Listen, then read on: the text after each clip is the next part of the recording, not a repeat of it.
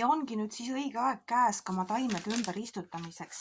Minul on siis siin näiteks kannad, mis on juba nii palju kasvanud, et nendel on selle poti sees juba nii kitsaks jäänud, et nad lihtsalt ei kasva enam edasi, et nad lihtsalt seisavad. Ja mul on neid variante siin päris palju. Ja ma hakkan nüüd pakkuma nendele ka väetist. Väetised on mul siis siin väljas, mida ma eelistan. Hobuse sõnnik, kanakakat eelistan. Siis on mul aia täis väetis, sest see sobib väga hästi.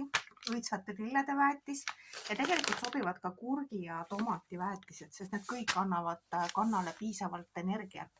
Üks aitab kasvatada lehti ilusamaks ja teised aitavad siis õisi ilusamaks kasvatada. Ja kui on nagu õige see kompleks nendest erinevatest ainetest, kus mul on ka need kirjas, siis aitavad nad samal ajal kasvatada korralikult risoomi. Nii, aga mida ma siis teen?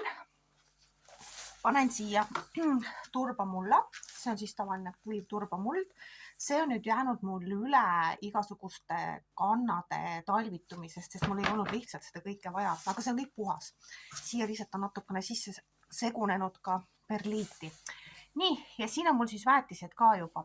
Väetistest ma panin siia praegult seda õitsvate lillede väetist, sellepärast, et mul on juba taimedel ilusad lehed peal ja hakkame ootama juba õitsemist. Kõigepealt segan selle kuiva massi läbi, et seda oleks igal pool. Siia sisse ma ilmselt panen ka natukene seda hobuse kakagraanulit. See aitab nüüd lämmastikuga just nimelt lehti kasvatada tugevamateks ja ilusamateks. Nii, segan läbi, aga see mass on nüüd praegu liiga kuiv. Nii, kui ma pigistan, kõik, ta ei püsi üldse koos. Ämbri sees on mul nüüd soe vesi. Mitte külm, sellepärast, et muld on ise päris külm, on keldris olnud. Ja ma nüüd lihtsalt kastan selle vee korra läbi. Või mulla tähendab. Nii, segan teda ka. Just sellepärast, et see vesi igale poole läheks. Kuna ma tahan kohe kasvatades, et muld jääks ilusti ümber nende juurte, ja hakkaks kohe edasi kasvama taim, mitte ei hakkaks otsima seda vett, sest siis ma niisutangi enne ära, et mul oleks lihtsalt see kastmine pärast toas lihtsam. Siia läheb ilmselt natuke veel. No, peaaegu hakkab juba koos püsima, aga paneme natukene veel vett juurde, sest mul ei ole praegult enam taimede äratamisfaas, vaid juba on kasvatamisfaas. Nii.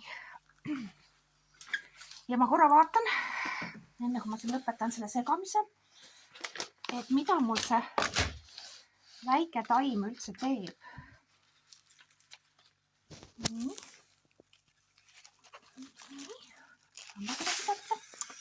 Sain kätte. Nii, ja tal ongi näha, et ta on täiesti servani kasvatanud oma juured. See krõbi, mis praegu te kuulete, see on liiv. Liiv oli siis selleks, et mingid kahjurid sinna sisse ei roniks. Nii, et tal on väga ilusad juured ja selleks, et mitte teda väga häirida, siis ma istutangi ta umbes number suuremasse potti. Näitangi, kuidas tal see ruum hakkab olema. Et uut mulda läheb alla, läheb kindlasti külgedele ja peale ja sellest piisab talle täiesti.